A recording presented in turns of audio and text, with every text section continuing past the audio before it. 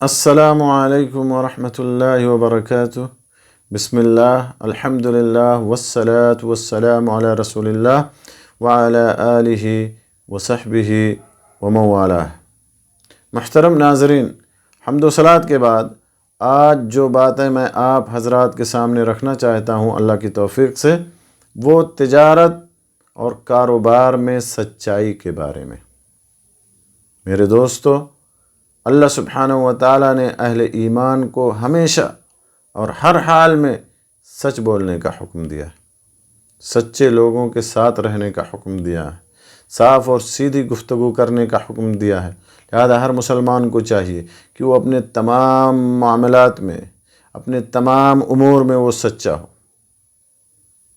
کاروبار میں بھی، لین دین میں بھی، تجارت میں بھی، بزنس میں بھی مسلمان کو سچا ہونا چاہیے، اور کاروباری چیزوں کی خرید و فروخت میں جھوٹ بولنے سے اور فریب کرنے سے بچنا چاہیے،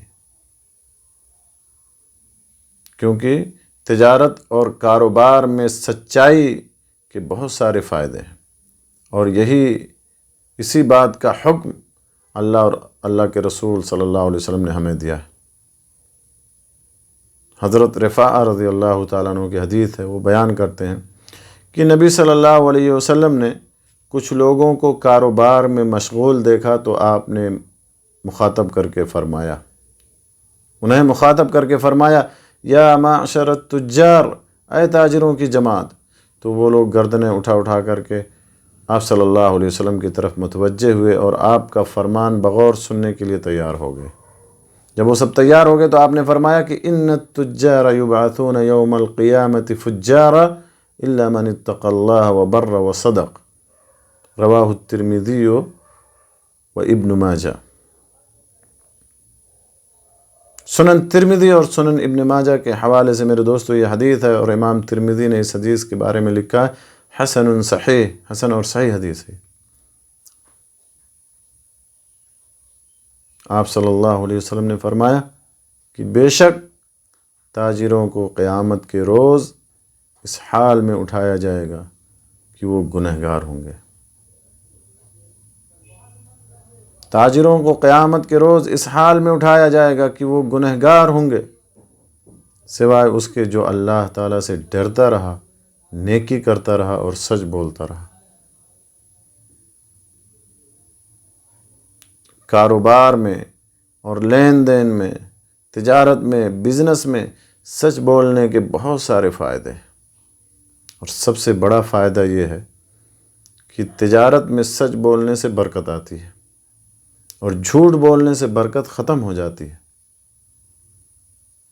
نبی صلی اللہ علیہ وسلم کا فرمان ہے صحیح بخاری اور صحیح مسلم کے حوالے سے کہ البیعان بالخیار ما لم يتفرقا فإن صدقا وبينا بورك لهما في بيعهما وإن كذبا وكتما محقت بركة بيعهما، رواہ البخاری و مسلم۔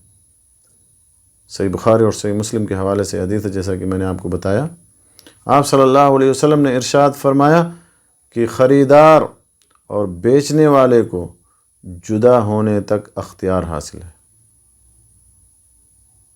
بائع اور مشتری کو، خریدنے والے اور بیچنے والے کو جدا ہونے تک اختیار حاصل ہے کہ وہ چاہیں تو سودا طے کر لیں، اور اگر چاہیں تو سودا منسوخ کر دیں۔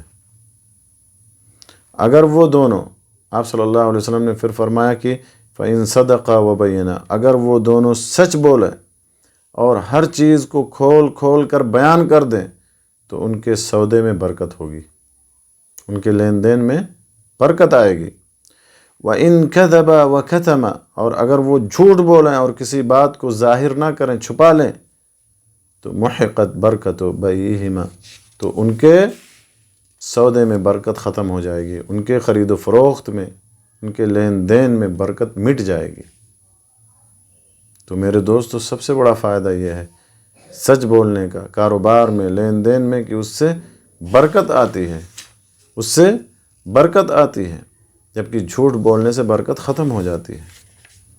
اسی طرح سے اللہ کے نبی صلی اللہ علیہ وسلم نے جھوٹی قسم کھا کر کے اپنے کسی سامان کو بیچنے سے سختی کے ساتھ منع فرمایا ہے اور اسے بڑے بڑے گناہوں میں شمار کیا ہے۔ نبی صلی اللہ علیہ وسلم کا فرمان ہے صحیح مسلم اور سنن ترمذی کے حوالے سے کہ ثلاثۃ لا يكلمهم الله يوم القيامة ولا ينظر إليهم ولا يزكيهم ولهم عذاب أليم المسبل إزاره والمنان الذي لا يؤتي شيئا إلا منه والمنفق سلعته بالحلف الكاذب رواہ مسلم والترمذی۔ کہ 3 افراد ایسے ہیں جن سے اللہ تعالیٰ قیامت کے روز بات نہیں کرے گا، نہ ان کی طرف دیکھے گا اور نہ انہیں پاک کرے گا اور ان کے لیے دردناک عذاب ہوگا۔ سب سے پہلا شخص کون؟ اپنا تہبند ٹخنوں سے نیچے لٹکانے والا۔ دوسرا شخص احسان جتانے والا، کسی بھی چیز کو دے کر کے احسان جتانے والا۔ اور تیسرا شخص جھوٹی قسم کھا کر کے اپنا سامان یا اپنا سودا بیچنے والا۔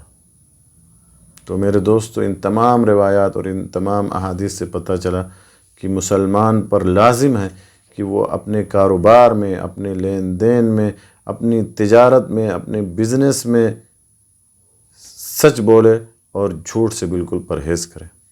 اللہ سبحانہ و تعالیٰ سے دعا ہے کہ اللہ تعالیٰ ہمیں اپنے کاروبار، اپنے لین دین، اپنے تمام معاملات میں سچ بولنے اور سچے لوگوں کے ساتھ رہنے کی توفیق بخشے اور جھوٹ بولنے سے اللہ تعالیٰ ہمیں بچائے۔ آمین۔ وآخر دعوانا الحمد للہ رب العالمین، وصلی اللہ علی نبینا محمد وعلی آلہ وصحبہ اجمعین۔